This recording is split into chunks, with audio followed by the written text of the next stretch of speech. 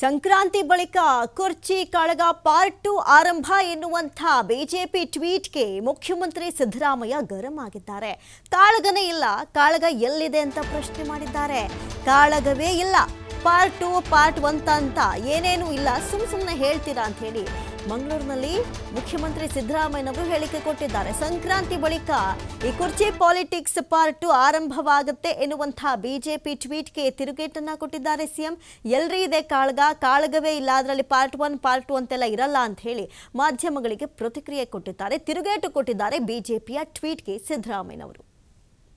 ಸುಮ್ಮನೆ ಕೇಳಿದ್ರೆ ಕಾಳಗನೇ ಇಲ್ಲ, ಎಲ್ಲಿದೆ ಕಾಳಗ, ಎಲ್ಲಿದೆ ರೀ ಕಾಳಗ? ನಿನಗೆ ಕೇಳ್ತಾ ಇದ್ದೀನಿ, ಎಲ್ಲಿದೆ ಕಾಳಗ? ಸುಮ್ಮನೆ ಕೇಳಿದ್ರೆ ಕಾಳಗನೇ ಇಲ್ಲ, ಎಲ್ಲಿದೆ ಕಾಳಗ, ಎಲ್ಲಿದೆ ರೀ ಕಾಳಗ? ನಿನಗೆ ಕೇಳ್ತಾ ಇದ್ದೀನಿ, ಎಲ್ಲಿದೆ ಕಾಳಗ? ಸುಮ್ಮನೆ ಕೇಳಿದ್ರೆ ಕಾಳಗನೇ ಇಲ್ಲ.